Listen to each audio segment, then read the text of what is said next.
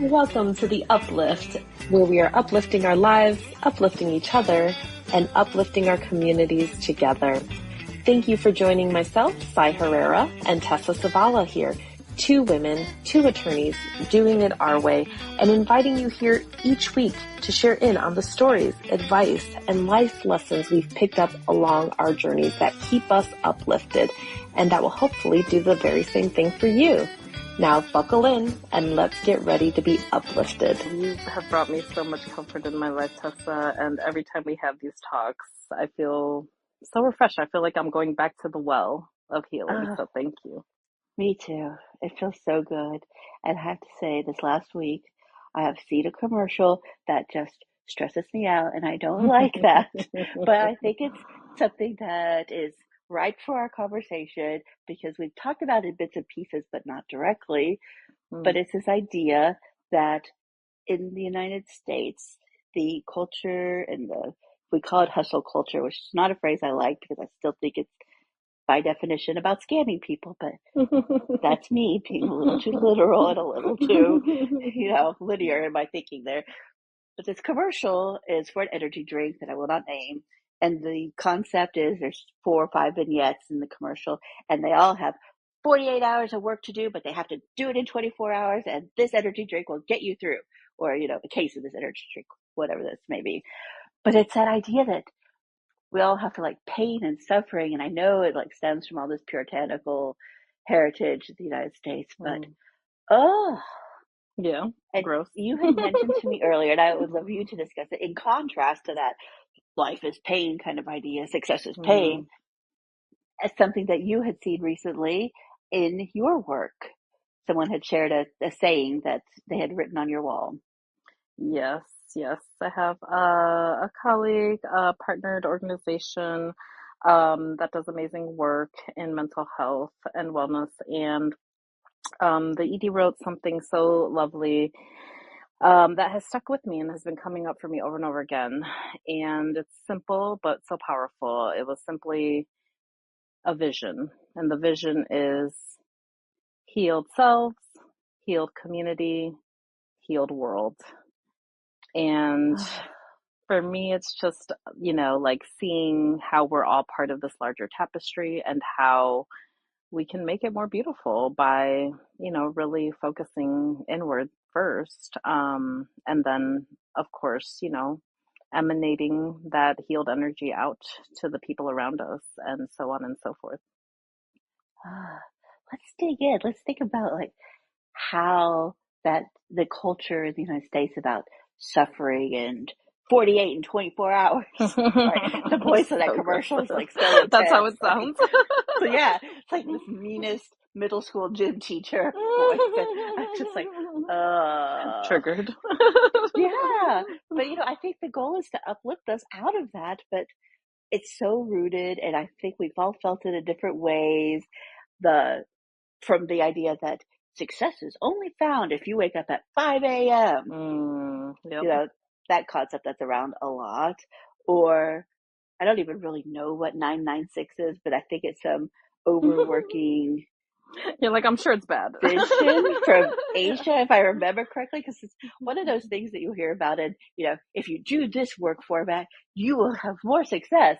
And I'm just like, why is it that we want to go so far that our bodies break down, our minds break down, we have no other life? Yeah. Well, I mean, we've talked about it before, but the why, I don't think it's coming from inside, unlike the horror call, the horror movie call. It is not. It's not coming from inside, it's coming from these people who benefit from us being unwell. Yeah. Period, right?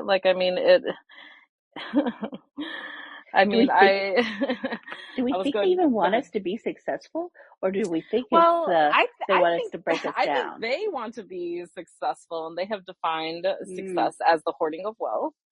Yep. And for us, they want us to have an illusion of what success looks like that serves their purposes and serves their success and their wealth hoarding, right? And so what I was going to say, which I hesitate to say because, I could never relate to the kind of a life that any enslaved person has ever had, but there's a saying that the best kind of slave is one who does not know that they are a slave, right? Ouch. Yeah. Yeah, because then, like, what are you Yeah. escaping from? What are you resisting? What are you rebelling against? I just seen a little PBS segment that talked about how there's been, in the American chattel slavery history, 250 plus slave rebellions of people, striving for their freedom. And I thought, I'm 40 years old and I had never heard that in my life. And I, care about this topic. It's something I'm interested in. Yeah. And I had never heard over 250. And, that's purposeful. That's intentional. Like, we don't tell a people's history, right? On purpose, Yeah. because if we did, that might empower other people, might plant seeds of rebellion, right? It might actually plant something that shows folks that there's a way and a path to liberation, and we don't want people to be thinking about that. We want them to be good little workers, right? And so I am very, like, I'm just slightly obsessed with this, like, study of, or even just observation and witnessing of, like, how we define success. Where does that definition come from? And Mm-hmm. is it really success, or is it to serve someone else's purposes? And I think it's pretty clear that, it's definitely the latter, because what does everybody want once they get money? They More want, money. yeah. First, more money, more money, more money, until they get to a place where they realize the money is not going to fill the hole inside of them. Yep. And then they start going, oh, I just, wish I had more time with my family, or I wish I had good health, or I wish I had, more time to be artistic or creative. Like, stop me if I'm saying anything that's not, like, ringing true for you. But Oh, it's true. Mm-hmm. okay, that's what I observe in the world, is that people run, run, run, rat race to the money. And once they get all that money, and I'm not saying money's not important, look, money is Yeah. important because we live in this society that's built around money. You have to have enough money to be stable, right? I shouldn't even Mm-hmm. say you have to. I should just say that, like, most people, benefit from having enough money to be stable, so that they can then finally focus on their health and their wellness and their priorities in life, really, right? Like, that's the way our society is structured. It's an oppressive system, the way that it's structured. Mm-hmm. But once people get to that, like, whatever fantasy that is for them, right, in terms of money, they realize, like, oh, I've gotten here. I've gotten to what we call, quote unquote, success. How come I Mm-hmm. still feel like crap? I have noticed that the most successful people in the field that I work in are exceptionally lonely. Like, success Mm-hmm. is very isolating. Yep. It's And lonely at so the it's, top, as they say. yeah, which is, I mean, we've created this culture where it's suffering and suffering to get to the top, and then it's hmm isolation And and then you suffering once got you it. get to the Here's top. your prize. So here's Loneliness your and prize, more depression. suffering. Yeah, it's It's so strange. wild. Like, how did we not think more holistically this time to, like, build people up as opposed to, Why do you say this time? I guess because I think of the United States as still an experiment, right? Like, it's Mm, still such a new country, yep. and I I feel love as that though, perspective, because I don't think Americans usually think that way. Like, right? And there's so many, at least until recent times, we had a lot of immigrants coming into this country and a lot of refugees who were bringing their old world cultures in from hmm across the globe, and none of those cultures rely on the same kind of, like, suffering mindset, mm, right? There's more communal thought, and there's more thought about how do we build holistic people to build holistic communities, yeah, yeah, yeah. and And so they many work for each opportunities to other, change it. right? Like, Yeah, it's kind of like all for one type of thing, even if it's just in the family unit. Like, even yeah, that is being deteriorated to a point where it's like, I mean, families are almost like strangers now. I mean, and it's not that that's, always bad. Sometimes you need chosen family, but on the whole, we used to have, our people, and we could count on them. And when I say used to, I don't even know what I'm referring to. I feel like it's just this thought of, like, it wasn't always this way, or maybe it's not this way everywhere, or maybe it's not this way, in your cultural heritage, if you will. Like, yeah. Mexican people are extremely family focused and family Family and centric. resilient and Yeah. community oriented. Mm-hmm. Mm-hmm. Yeah, and so like being Yeah. in this culture is a whole different situation, right? Like just as a people. And so it's really interesting. I've thought about this a lot in terms of like, what does assimilation really mean? And, I used to like joke that like I have high assimilation powers because I can navigate, like all these different spaces and I can kind of be a little chameleon in lots of ways because I can, just adapt to my circumstances. But I was really reflecting on it the other day, like more in like an artistic way, like I can't remember if I was writing like lyrics or poetry or something. And I came to this not weird, but like, I guess kind of like profound realization that assimilation is death. I would agree. I have Yeah. a vivid childhood memory of coming to this country, and I was probably 5 or 6. My younger sibling was then, 5 or 6 because we're like barely 2 years apart. Mm-hmm. And I remember him looking at me and saying, Tessa, we're in America. Speak American. And I'm just like, what is wrong with you? And so I feel as though I've done a better job of looking like I assimilate, but like, Mm-hmm. and Staying true to yourself, keeping your masquerading as center. Yeah. assimilation. You're like, I'll But pick up this mask, but I'm gonna put it down when I get home. Like, yeah. yeah. Yeah. And that's why I say, like, when I say the word assimilation, I mean, like, you can lose yourself easily Mm-hmm. when you're trying to be like someone else, look like someone else, fit into some other person's box. Like, that is, like, you lose yourself. You leave everything else outside that box. And then, if you don't realize that that's intentionally a mask you're putting on, I mean, it gets harder and harder to get back to your true self, right? And I think eventually people just, Mm-hmm. beyond assimilation, they acquiesce to these Yeah. mores that they probably don't agree with and their root Mm-hmm. cultures don't agree with. And Absolutely. that blind acceptance is just, And then ugh. why are we doing it, right? I think that's the other thing. Yeah, It's like, I don't judge people for doing it. Hell, I did it because I needed to survive. And I think that's the right. thing is like, people are doing it not because they just like, are self-hating or something like that. Like, I hate my culture. I want to embrace this other culture. It's like, no, you're living in someone else's culture, frankly, no matter whether or not the land was theirs. But, you are living in that culture. And if you're going to survive in that culture, you got to do what you got to do, right? You And do. so, yeah. And I so I mean, think it's a matter of like, can you keep a sense of self, like you said? I know, like, I worked hard to get rid of my accent. Mm-hmm. My husband, who is Latino, and his parents speak Spanish to each other, but when he was young, they stopped speaking Spanish in the home because they wanted to ensure that their children spoke English without an accent. Mm-hmm. And I'm like, oh. Mm-hmm. I mean, And what does that tell you? What does that like even signal to a child? If you think about it for yeah. 2 seconds, it's like, okay, who we are, bad. And what's Where we fascinating is come that, from is terrible. We don't want well, anybody to know that. It's shameful, right? my husband could pinpoint the day of when he realized it was Wow. shameful in elementary school when some white student said, "Oh, well, you're brown." And he's like, "Huh? What?" And like he did not Yeah. understand that there were these negative thoughts about it Yeah. growing up in a predominantly Latino community. And I'm just like, Mm. ugh. Somebody on a show I was watching the other day said something just so succinct to me. They were like, yeah, they're like, it's wild that time in your childhood when, you're over here like rooting for the Cowboys against the like literal, American Indians. And you look up one day and realize like, oh, you're the Indian.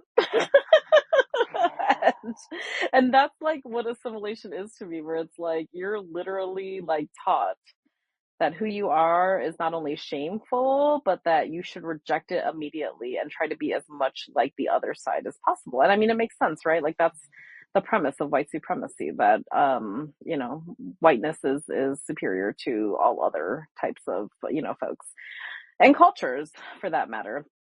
And And so, yeah. as a very white, blue-eyed, blonde woman from the Nordic countries, I'm just like, why?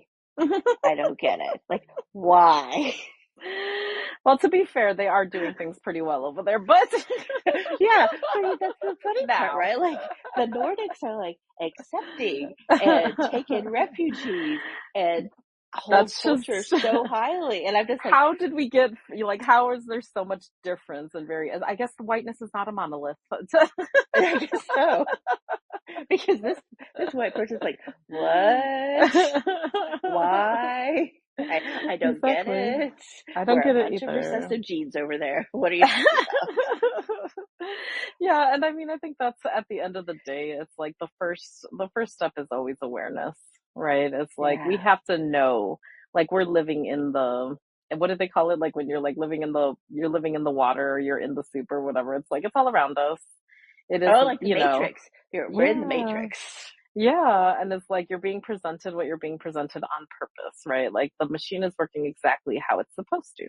It's getting you to do exactly what you're supposed to do according to that. So, the very first step really is awareness. It's making so much sense why that's my favorite movie. And so, like, just understanding what it is. And I love that you said, like, how you like I love that your assimilation was so intentional assimilation. I feel like this is amazing. I kind of live for this because I feel like there's so many times in my life that I can relate where I can say like, you know what? I want to be a lawyer now. And so I'm going to dress like Hmm. a TV lawyer and I'm going to wear Yep. like the suit and I'm going to have the haircut and I'm going to do the things like I'm going to talk Oh like yeah. this and to present myself this way, like and then people are going to believe I'm a lawyer, right? Which Hmm. is so crazy because it's like I literally am a lawyer, but Yep. I feel like I have to play a role in order to be taken seriously as a lawyer, right? Like, or Yep. I guess I should say that I used to feel that way. I really don't feel that way anymore. I'm looking at my closet full of, business jackets and I'm literally Hmm. separating them out to get rid of like almost all of them except for like my fun ones. This reminds me of a really great scene in my all-time favorite movie, Working Girl. And of course I like it because it's about a woman named Tess who defies expectations and fights against Yes. It's a the biography, really. machine No. that exists. And there's this really great scene where she has this really long 80s, Mhm. 90s hair. And she's like, Mhm. I have to have serious hair if I want to be Mm. taken seriously. She chops Mm. all her hair off into this like Mm. bob like thing. And I'm just like, yep, Wow. Been there. been there. Been Yep. there. Literally, I Hmm. could like envision a school picture in law school of the bob. Like, it's just such a Oh yeah. thing. Hmm. And it's funny, like, after I did it, I noticed other people doing it, and I was like, interesting. Like, it's just such a mentality. It's such a Oh, it mentality. is. I Yeah. I started law school with like waist length blonde hair. I Mm-hmm. ended law school with like a chin length bob. Just wild, right? Yep. Wild. And so, I mean, I think at the end of the day, like I'm just reflecting on this idea of intentional assimilation too. So the reason I guess that I'm, kind of living for this and relating to it so hard is that I love the idea of like always knowing who you are and Hmm. having that kind of awareness about the fact that like you are so worthy and so perfect the way that you are, like you are, a whole person to start with. Yeah. And anything that's lesser than that you experience or that you notice is really something that's been taken away from you either consciously or unconsciously. So, consciously we've given up certain things in order to get acceptance basically in life and in different circles and different places and different times, right? But there's so much more that's taken away from us unconsciously. And So true. and that's the part that like really worries me because like when you're doing intentional simulation, like I just envision you being like, okay, let me get this stuff together and walk out the door for this meeting so I can get what I want to get out of this like white man or something, right? And then Right. and Exactly. then you come home and you're like, Tessa, like, and you're just, exactly who you are and you are centered in your, sense of self. And But that is so beautiful. I want to like capture that. and I think some of it though, especially the assimilation that occurred when I was young and first came here, like Mm-hmm. getting rid of my accent has Mm. stuck with me. But I've noticed recently as I've more come into that Yes. distinction and been accepting of the idea that I put on Yes. a cloak of assimilation as Yes. opposed to purely assimilating. Mm-hmm. I've noticed when I'm home or when I'm with close friends, I've noticed my accent coming out more and more. And my niece Yes. said to me at a dinner the other day, a very astute 16-year-old that she is, she's like, "You're starting to sound a lot like Farmer," which is her grandmother, my mom. And I was like, and she meant it from accent standpoint. And Yeah. I was like, Yeah. oh. And I Yeah. realized I've learned to unclench my jaw, which is a huge step, right? Like Yes. all the Huge. tension we get from all these Yes. ideas that we had to do 48 and Assimilation is 24 oppressive. assimilation. And we like hold it in our bodies, right? Like, Yes. The and body keeps for a the long time, I'm like, score all how day. do you unclench those muscles? Like, Telling you. I've been so used to like spending decades with my like facial muscles clenched or my neck Yes. clenched or like stiff Yes. arms or whatever it might be. How do you undo that? Like, how do you get rid of all this messaging that came from outside? I started sticking my tongue in between my teeth so that I wouldn't clench down so much. Oh, does that work? It works temporarily, but you have to be mindful of it in order to Yeah. do it, right? So it's like most of the clenching that happens, it's ironic because literally just this last week, my dentist showed me this 3D like, image of my teeth and was like, see right here, this is where you're just clenching down and we have to fix that. And I was like, oh Lord, like I didn't realize I was still doing it. Definitely been told that, especially when I was younger, like even more so than now. And so yes, if you're mindful and you can like, like if you're in a meeting or something like that, you put your tongue in between your teeth, like no one can see it really. And it helps you to like at least put your intention there, right? So that you're not, because mostly the clenching is happening automatically and kind of subconsciously, right? So if you can just bring attention to it, it can help, but it's like, that's the hard part is being mindful of it. And a lot of us clench and grind in our sleep. Yeah. And so it's like very hard to be obviously mindful when you're sleeping. But I think that, you're right. We walk through the world under the strains of oppression. Mm-hmm. And we oftentimes don't even get the opportunity to have any acknowledgement of that for ourselves or in our communities. And, we're not taught how to take care of ourselves as people who are oppressed. Or that we can say no to some of these things. Or that we can say no and protect ourselves from some of this oppression. Yeah. Right. And that's, again, it's like the awareness is key. We first have to be aware of, again, the like, sea that we're swimming in, the water we're swimming in. So then we can at least protect ourselves and choose what we will and will not engage in. And basically, I mean, really listen to our bodies. Being mindful, what you just mentioned is like, if you know that you've been clenching this whole time, that's the very first step. That's great. Like you, you recognized it. Most people don't know that until the dentist tells them or somebody tells them, like, now we have to fix this, like most people have no idea that they're walking through the world all tense, right? Until they have like some crazy pain that comes up or they have to have, like some kind of procedure that the doctor recommends, whatever. And so even just like being mindful of the fact that like we're saying right now, oppression is still here and oppression is harmful to you mentally, emotionally, psychologically, and physically. Like just that recognition in itself, I feel like is such a healthy step we can take together. And I love it for us. I do too. I spent most of my adult professional life waking up with night terrors, so I'd wake up screaming to the point where I woke myself up, which I thought apparently was normal until this happens to everyone. Yeah, my lovely husband was like, "This is not normal." Some outside perspective is helpful. I mean, this is why community is so important. It is so important. I have noticed that I'm trying to be more aware of the societal pressures, especially how they harm women and minorities and the queer community and anybody who's been othered, immigrants. There's a long list, and we outnumber everybody else. Yeah, like we're not the minority anymore, but we're not. We're still treated like it because we still have a minority of the power, I would We say, in do, that and regard.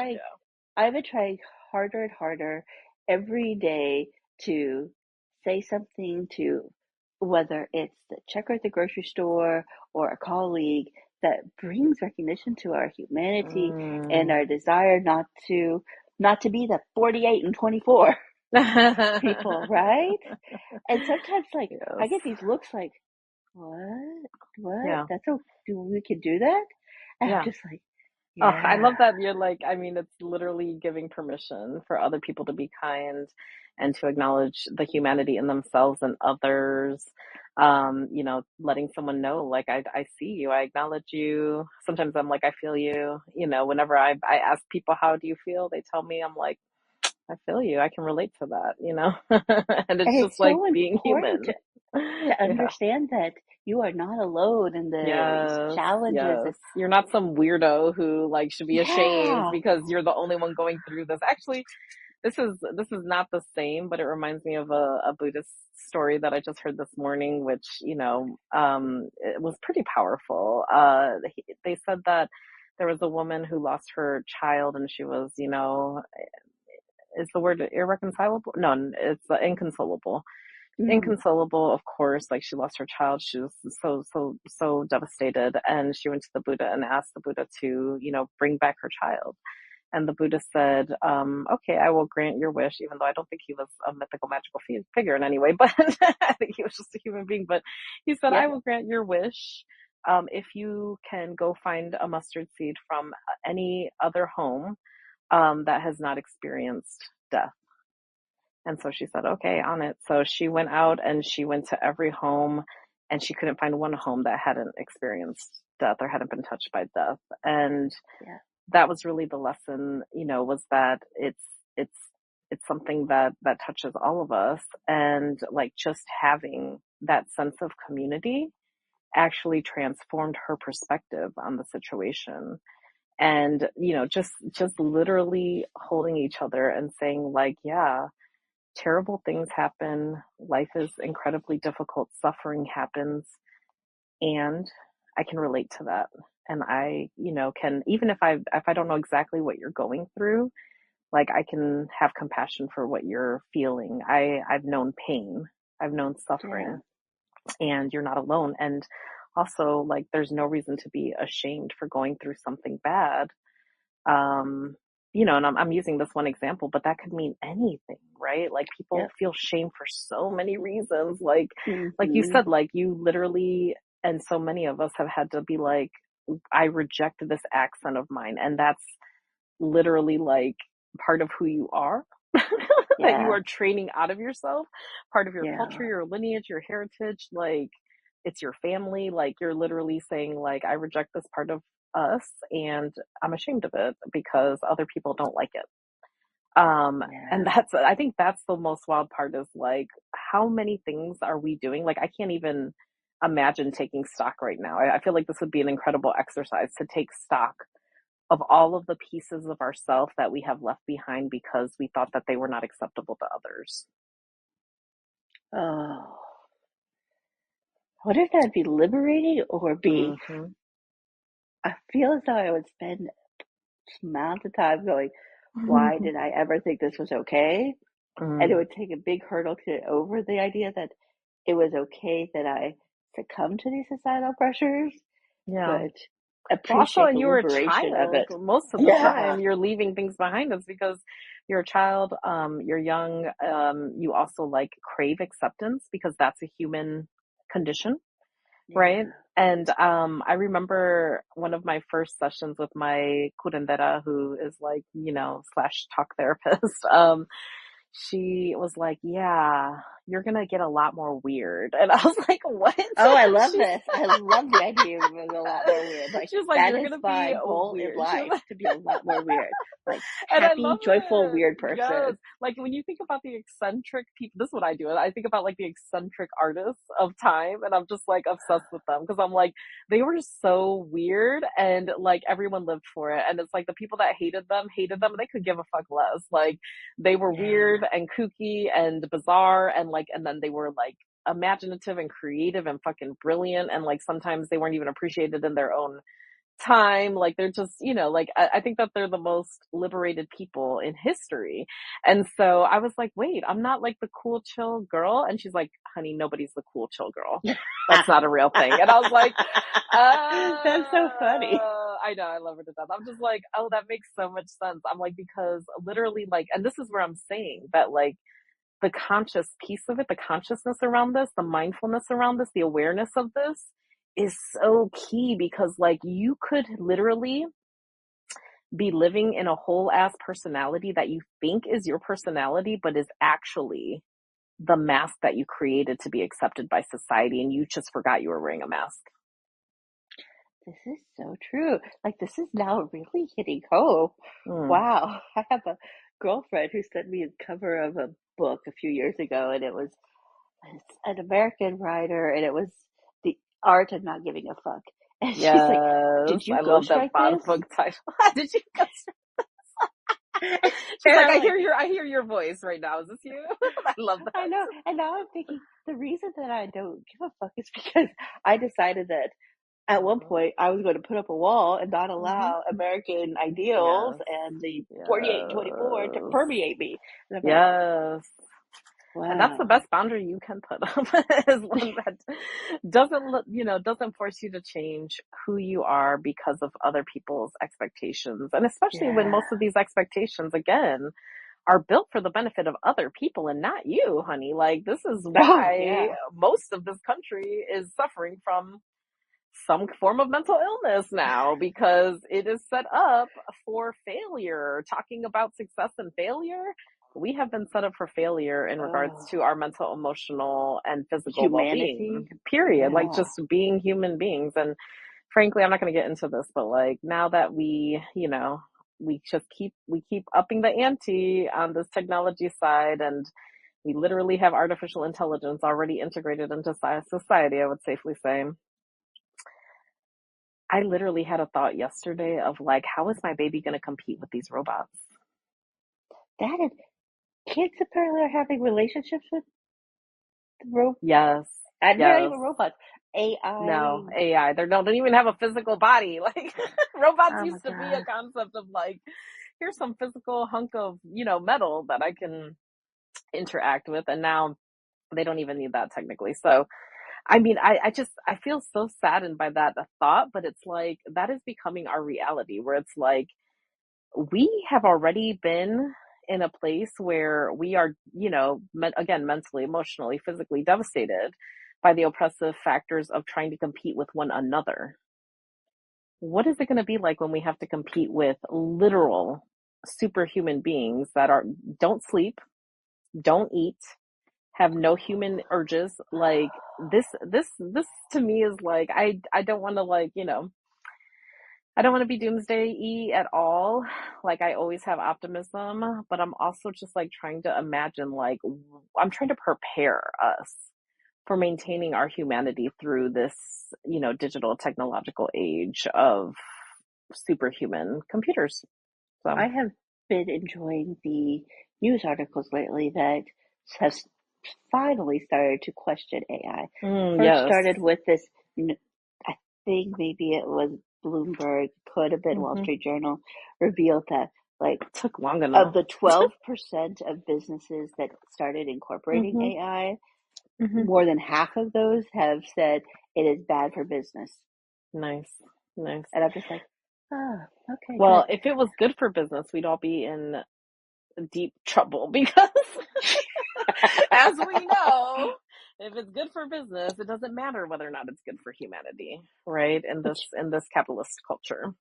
It makes me wonder, is this the new, like, 48 and 24? Like, is AI the new thing that's being it's forced more down like, on us? 120 that we'd actually need 24. to stop and start questioning? No. Why? What benefit is that for society? I don't understand.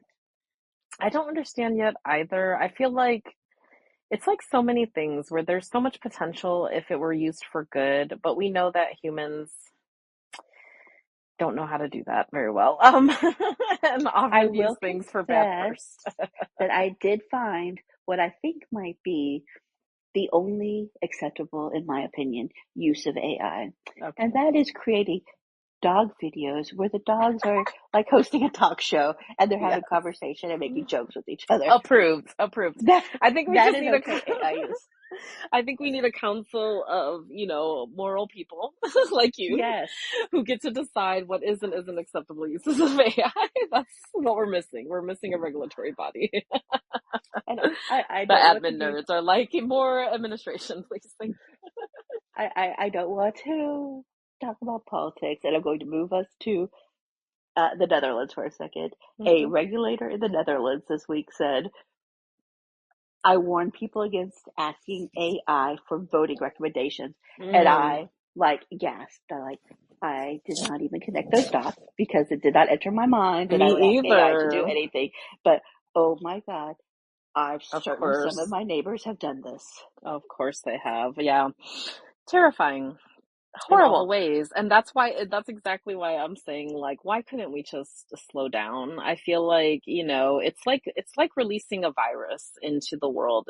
It's kind of difficult to get it back in the bottle once it's out there. You know what I mean? Yeah. And so, like, now I'm just looking around thinking, like, how many, like, and this is not even to be specific, but it's like just things that occur to me are like, how many hackers have access to this now, for example? Oh Like, my God. all the Who's governments feeding that it have the access to this. information? What Literally, information are they like, using? God, I just can't. But anyways, all that to be said, we have to find a way to maintain our humanity through any conditions. And I'm sure that Yep. this is how so many people felt, in the era of machines and, Oh, when robots started taking over factory work and things like that. Like, yep. I mean, I think I've seen some things where they're, like doomsday, like we're all gonna lose our jobs, and so this is the Yep. end. Yep. And Mm-hmm. and so I do have still somehow I maintain like this faith in humanity. I don't know how, considering all the things that we've done, but I do too. I hear I you. hold on to it, and I don't know, Yep. again, like, I don't exactly know how I do it. It's just like, It's survival. it's survival, and it's like we have kept on surviving, and it's like when things look so dire, what usually happens is that there is, some small subset of human beings who rise to the occasion and say, okay, now we got to clean up this mess. And I don't know who that's going to be, or, if anyone's going to save us from the AI takeover. But I do believe, like, just like you said, like, just the fact that you're seeing people starting to dissent, like, Yeah. okay, like, this was not the ideal way to do it, I would venture to say. But just the fact that there are some opposition, type forces coming out and saying, like, we should rethink this, or we should, be putting some guardrails on this or whatever. I seen a study. I don't know if you've seen this. I should have sent it to you probably, but I seen a study where they did like I think a controlled experiment. I hope to God, yeah, it was a controlled experiment. Where they like basically tested AI to see whether or not it would choose to kill human beings for the sake of perpetuating its own existence. And if you guess that it went with its own existence, ding ding, you're correct. And it chose a lot of the time, if it was prompted, it chose most of the time to sacrifice human life for its own existence. And then when it was prompted to do everything it needs to do to save human life, but to solve the problem, it still chose to sacrifice human life in like 30 or 40% of the time. This makes me very concerned, but also very happy because I recently spoke at a professional organization, and one of the questions I received while I was speaking was, "Do you use AI in my practice?" Which is, a lawyer working in politics, and my response was, "Absolutely not. My reputation Mm-hmm. is at stake. Absolutely not." Mm-hmm. Mm-hmm. Absolutely, yeah.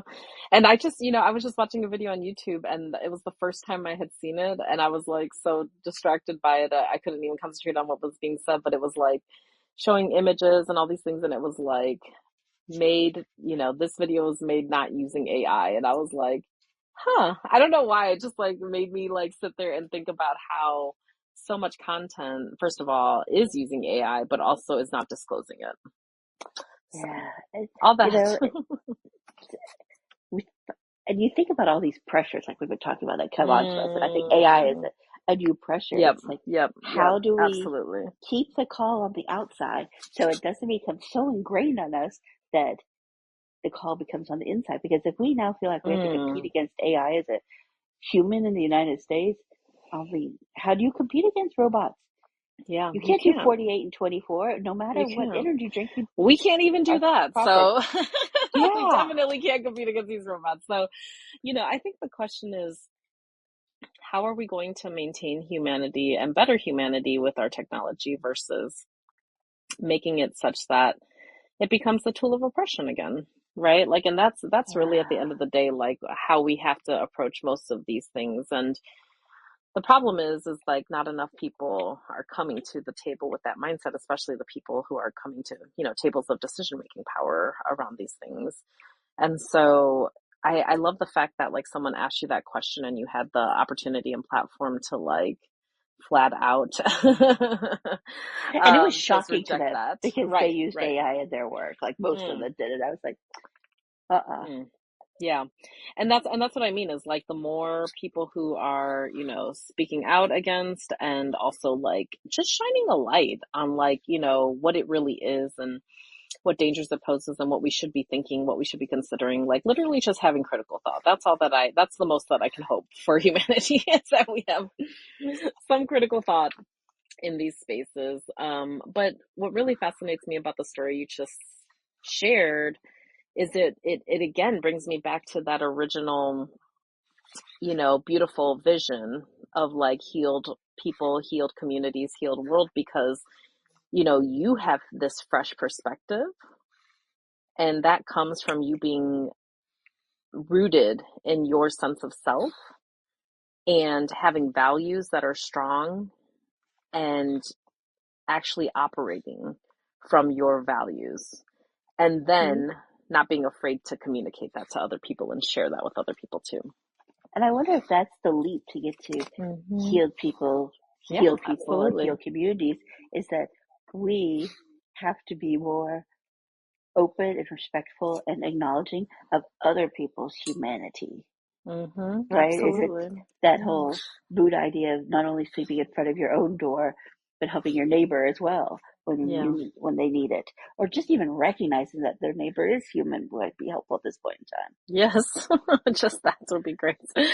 Yeah, I think that is the leap, and I think that's what's so powerful. Like so many people feel incredibly powerless right now, especially because it feels like, you don't have any agency in the things that are happening. And people are trying to find ways, of course, and it's a beautiful thing to see people, taking time out of their day to protest or write letters or work behind the scenes, day in and day Talk to their out, neighbors. talk to their neighbors. But the healing work of getting to a place, or getting, more and more yourself, getting more and more weird.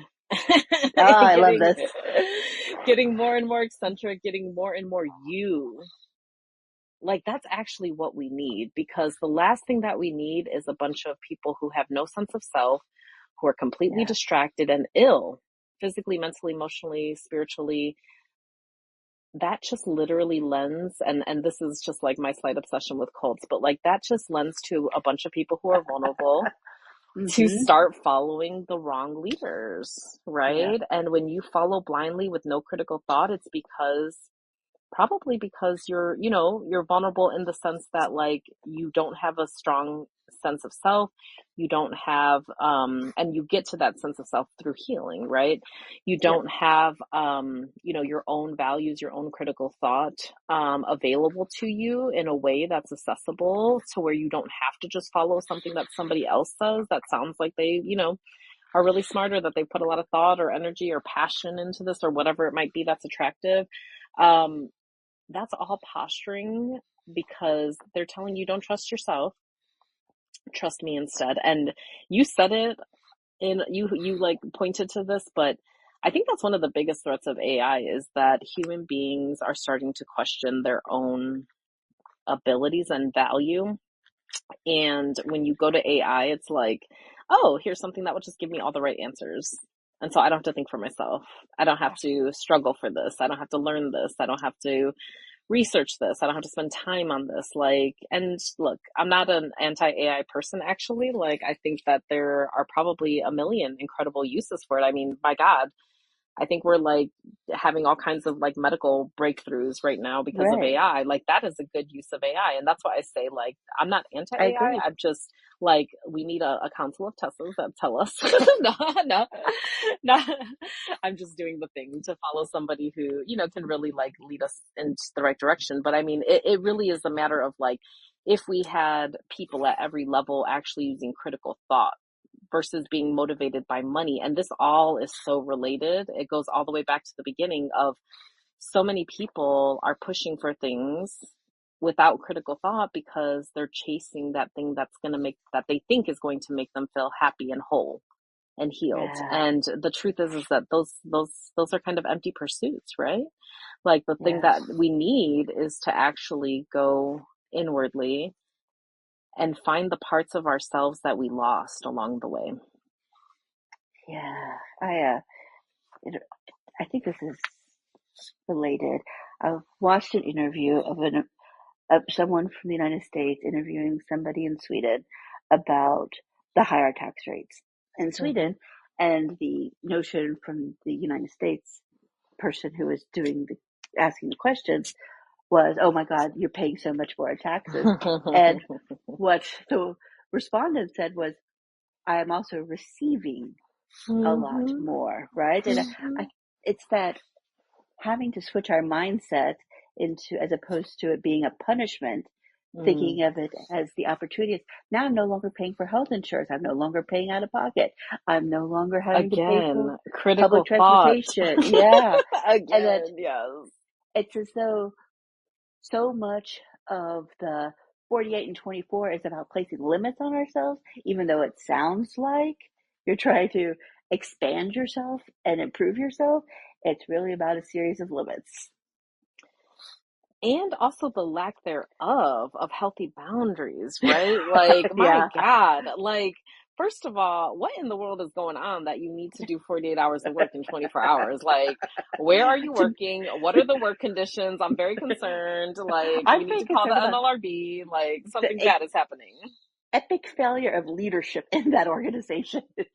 Even if it's your Absolutely. own business, epic failure if you're Absolutely. destroying yourself. Absolutely. And I mean, again, it's all connected, right? Like I'm a leader of an organization, and one of the things that I have really been centered and focused on is like becoming the leader that my organization needs. And what I have found is that it needs a healed leader.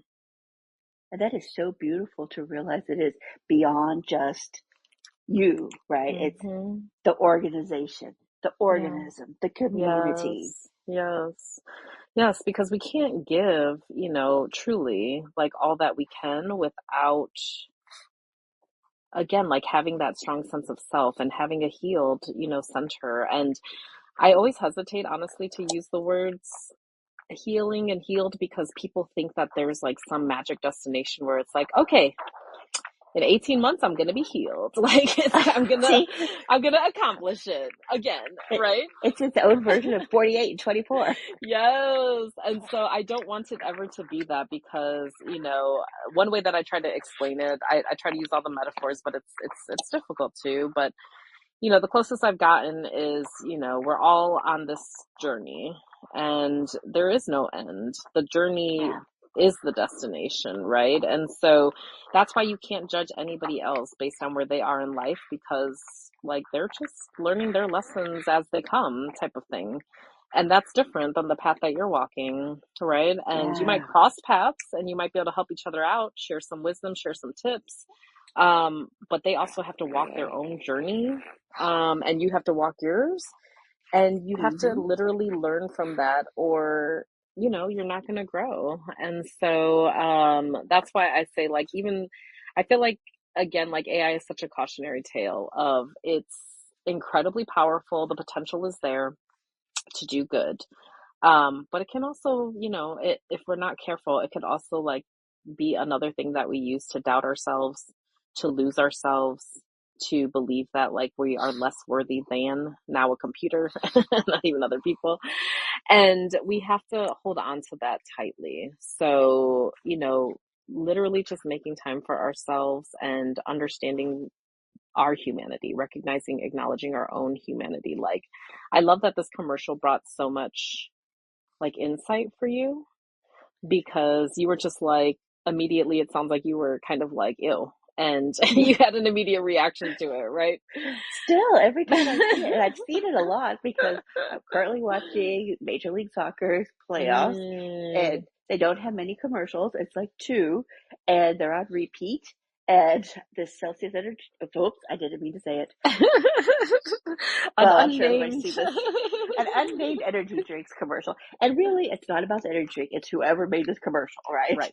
Whoever made this commercial and put out this messaging. No, I fully reject it. And every time I see it, I almost get like angry. And I'm not a person who rarely gets angry, but I'm just like, why are you putting this message out? This should have stopped. Why do you think that makes you, why do you think that makes you angry? I'm always curious, like when strong emotions come up for myself now, I'm like, ooh, why? Where's that coming from? Like, why do you think that's happening? I think it's irresponsible for our beings, and I think we all need to take into consideration our community and what makes healthy, whole individuals so that we can be a better community and a better country. Yeah. And destroying people by them working 48 hours and 24 hours and not providing for pause and reflection and sleep. First of all, they just moved the goalpost to 24 hours, by the way. Like, even the 48 hours is just insane, right? But they're saying I have 24 hours to do 40 hours of work. That means you're doing 24 hours of work, which is bananas. Like, that's correct. Again, not human. That is super. I'm trying to think of another word besides superhuman, because superhuman sounds good. I mean, like, abnormally, like, unhuman. It is unhumanity. If that's not a word, now it is. And I think maybe this is my Swedishness, right? Like, if you want to sell things, you should make people feel like the world is going to be a better place. Yes. And it's quality. That's exactly what I was going to say about this energy drink. I'm like, look, maybe there is space for energy drinks in the world, but like, why did you have to sell it this way? You could have taken a more human approach and said like, hey, I don't know, are you like a single mother? Exactly, right? Like, it's just 2 jobs. Bad copywriting.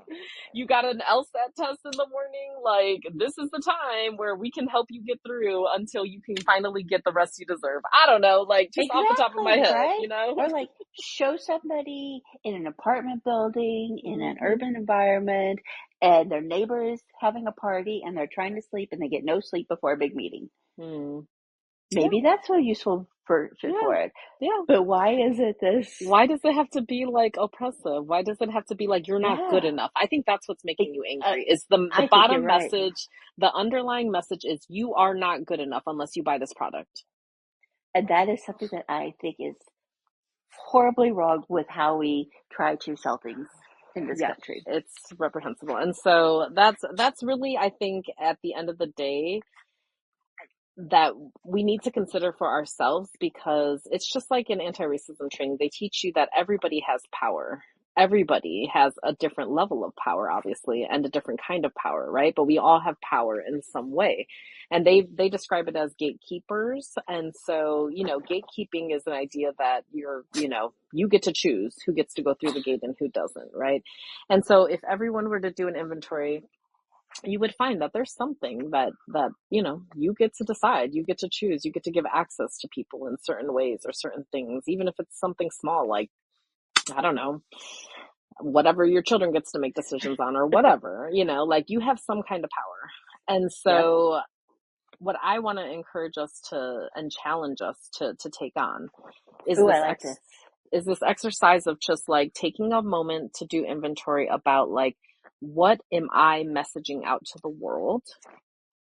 And how do I have the power to change the message I'm putting out in the world? And this is inspired, of course, by you're seeing this commercial and we're dissecting it and understanding that the message that this company and this, PR company or marketing company or whoever made this terrible thing, decided to do was to say, you know what, in order to make money, we're going to tell people that they are not enough.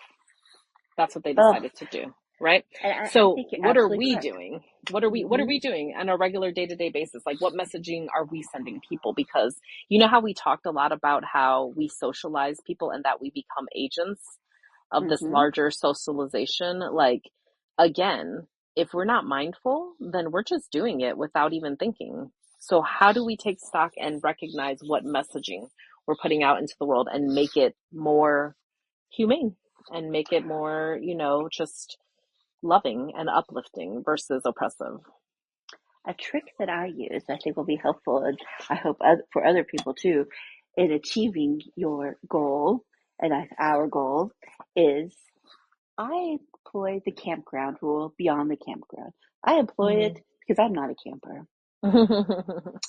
but I employ it in Me either. everyday life, right? Like, how do I leave this space, the animals Mm, around it, the people I mm, encounter, my chosen family, my friends, my colleagues, how do I leave them in a better place than when then I I found found them them. at that Yes. day, that moment, that hour? And sometimes it's hard and it takes a lot of energy, but I know when I do it, I feel better, even if I'm just like, say, frustrated with my little puppy who is found his aggressive side. And I'm just like, um, And let's if I take may time out. add to what you're saying, I would add and amend that we do all of that whilst caring for our own well-being. Um, Absolutely. and I always want to say that out loud because I I am think, so glad you did. one of the things that I've realized for myself is that, especially, I guess, I want to say especially as a child, but really it's like, especially now that I'm starting to, I guess I'm going to use the word awaken in certain ways, right? Like, as I'm Yeah, becoming more and more aware of certain aspects of my life and my identity and like just my being, I'm realizing like that there's so many times where if somebody told me to do my best, I did my best until I was like, just a mess. Like, it you're never doing even 48 and occurred to me. 24. Literally, I'd be like, "Oh, you need the best? Okay, well then this is what's going to take," like without Yep, even the consideration of my own humanity. Again, it's yeah, all about like that acknowledgement of others and self. And that's why I say like there's so much work to be done of just literally recognizing your own humanity so that you can recognize the humanity in other people. It's like there's a absolutely. saying, I don't know if this relates to for anybody, but I like it. It says the God in me sees the God in you. And Yes, I love that because it's like, we all have that divinity and we all have this humanity. Maybe it's the human in me sees the human in you or whatever makes sense to you. But I feel like just that concept of like, you can see others suffering, you can see others love, you can see others struggles when you see that for yourself. Like, that's it's such an awakening moment to be able to say like, oh, I see you because I relate to that. Like, literally having shared human experience brings us together and also helps us to not even necessarily like follow the camping rule because Tessa said to, but to follow it because we know how that feels. And why would we ever come and mess someone else's, space if we wouldn't want them to do yeah, that to us? Like, it's like the golden rule comes back around just by the sake of you fully absolutely. recognizing your own humanity. And I would not be me if I didn't add, we can also recognize the best in other people and Mm-hmm. Yes. recognize when they are joyful so that we Yes. can recognize when we are joyful and recognize the Yes. best in ourselves as well. And it takes me back to what you said in terms of like, you encountered a colleague who you could sense was struggling. Hmm. So many people completely miss that. And it's not Yeah, because they haven't had struggles. It could be because they're lost in their own struggles. And again, this takes me back to, the saying of if we heal, if we, are continuously healing ourselves, we can see when there are, wounds and sore spots for other people that need tending to and healing. yeah. And it's so, there's such an amazing feeling when two people who have shared struggles, talk about it, or even just Yes. recognizing in each other. It's like this. Yes. It's like you can see sparkles and glitter and Mm-hmm. unicorns and magic, and it's just happening. And it's great, right? Yeah. Like it's almost like creating our own little force field to keep all the 48 and 24 and all the other pressures out of our little happy bubble. And another thing that you can offer folks when you have the capacity to do it, is just listening to their struggles, even if you Mm-hmm. can't relate to them, right? Like that's something that, when you were saying that, I was thinking like, yeah, that's ideal, but we don't always get the ideal, right? Yeah. And so there are people who have gone through things that I could never imagine. Like when I mentioned slavery earlier, it's like I Mm-hmm. could never really relate to what it was like to be an enslaved person, right? And so, Right. but I could listen to someone else's lived experience, and I could Mm-hmm. thank them for trusting me with it, and I could relate to them and letting them know that I see the humanity in them, and Yeah. that I see the injustice, and that I, can feel some of their pain and understand why they're in so much pain, or whatever, like whatever, you can relate to. That's the part that I'm really talking to. You don't have to have identical experiences with somebody, but when you touch, suffering, then you can see and know what that feels like when other people are touching suffering and joy and jealousy and illness and elation, like all the things, right? Yeah. Like that is the human experience that we share. And when we share it, like you said, it's so much more beautiful. It is. Oh, that just felt like a warm hug.